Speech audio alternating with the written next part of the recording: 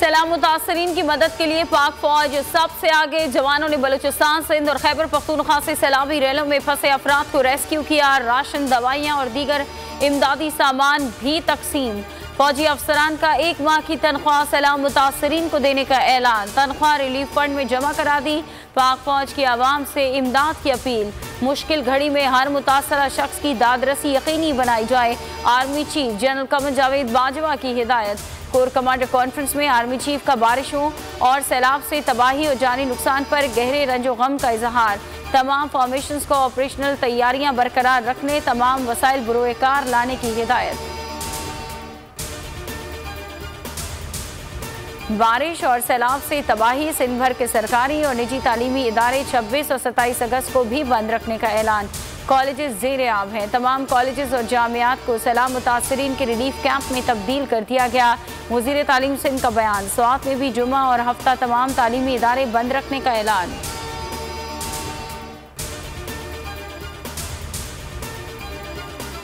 Chairman Tehreek Insaf सैलाब मुतासरीन के दुख में साथ साथ जल्द सैलाब मुतासरा इलाकों का दौरा करेंगे। इमरान खान का कौम का दुख बांटने का फैसला। पंजाब और केपी के मुतासरीन से मुलाकात करेंगे।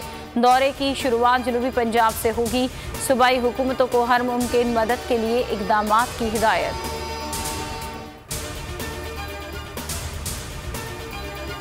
सर पर छत न खाने को रोटी। बलूचिस्तान में तूफानी बारिशों और सैलाब से सब तहस नहस। पुल, सड़कें, मकानात सब बह गए।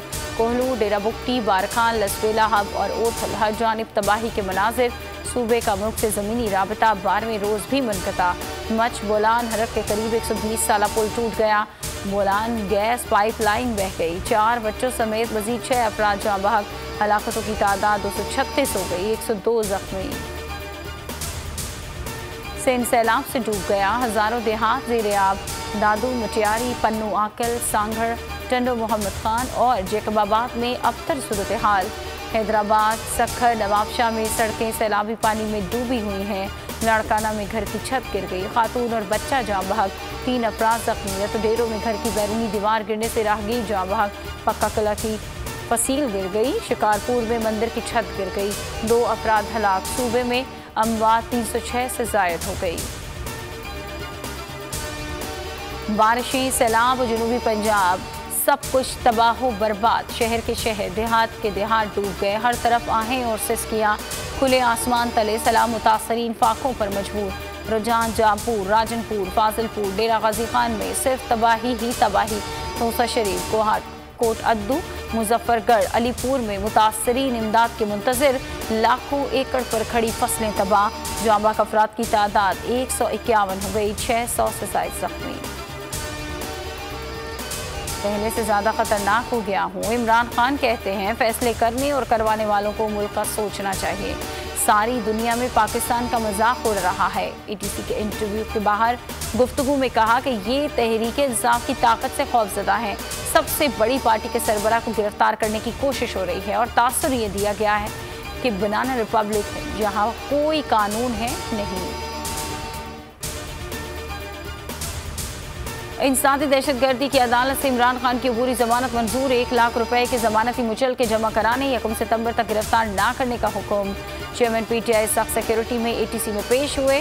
F8 कचहरी से भी 7 सितंबर तक अबूरी जमानत मंजूर। बनीगाला के बाहर खिलाड़ियों का जश्न रक्स करते रहे।